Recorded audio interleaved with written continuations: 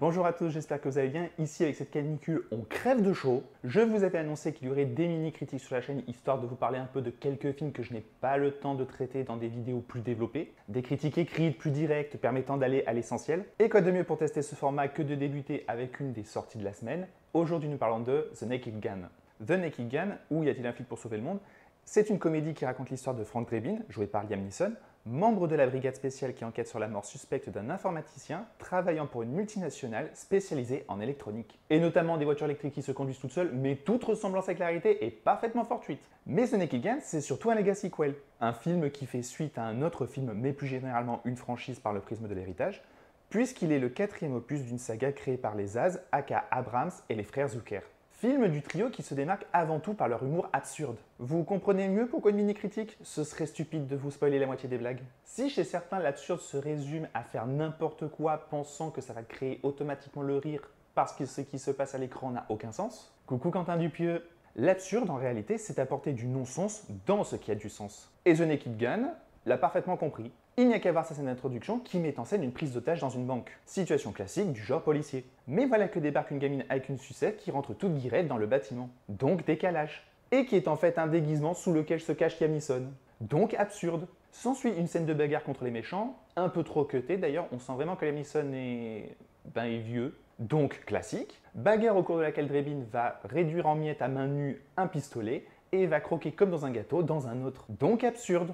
Et The Naked Gun, ce n'est que ça. Un film qui a parfaitement compris les codes et les clichés du genre policier et qui va tous les détourner de façon inattendue avec des gags visuels ou à base de jeux de mots. Gags qui sont tous drôles. Il y a un excellent tempo comique, il y a de la recherche dans les blagues, il y a de la variété tant dans leur style que dans l'exécution et ce tout en restant cohérent avec cet univers. C'est même impressionnant de voir comment d'un même gag, le film va réussir à le répéter tout en y apportant un angle nouveau à chaque fois. Je pense notamment au gobelet de café.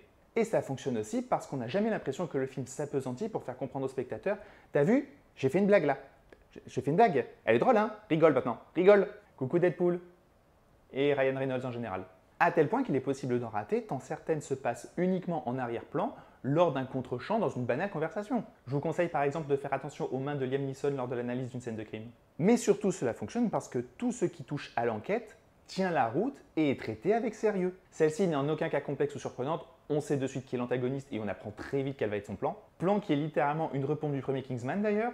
On sent vraiment que le scénario est juste un prétexte, mais vu que c'est assumé, c'est pas vraiment dérangeant. Sans compter que ça a l'air de rester cohérent avec ce que faisaient les précédents films. Mais ce ne seront jamais ces éléments qui sont ridicules, ce seront la façon de les aborder et tout ce qui tourne autour. Pareil pour le méchant joué par Danny Hudson, qui décidément le pauvre est habitué à les jouer. Il n'est pas idiot et n'agira jamais bêtement parce que ce serait drôle. Au contraire, il est le personnage le plus sérieux du film. L'humour n'est jamais une excuse pour bâcler le reste. Au contraire, tout est là comme base pour servir au mieux l'humour. Ce qui n'empêche pas l'histoire de faire une pause et de laisser pleine place aux auteurs et à leur imagination pour nous servir un sketch désopilant. Si je dis Cabane dans les bois, ceux qui ont vu le film savent parfaitement de quoi je parle. Peut-être la meilleure séquence du métrage. Et ces effets comiques, évidemment, ils ne marcheraient pas autant s'il n'y avait pas derrière un cast solide pour les appuyer. Et notamment sa tête d'affiche. Quel plaisir de voir Liam Neeson s'éclater autant. Il a ce parfait décalage, ne se prend jamais au sérieux, et je le soupçonne de s'être inspiré de la montagne d'actionneurs de merde qu'il a tourné ces dernières années, pour créer ce rôle d'inspecteur à la ramasse. Quant à Pamela Anderson qui revient sur le devant de la scène entre The Last Showgirl et The Naked Gun, elle fait preuve d'un vrai sens de l'autodérision, jouant sur sa figure de sexe symbole dans ce rôle d'autrice de livres basés sur des faits réels qu'elle invente. Et si le film aurait pu facilement tomber dans le graveleux et la sursexualiser,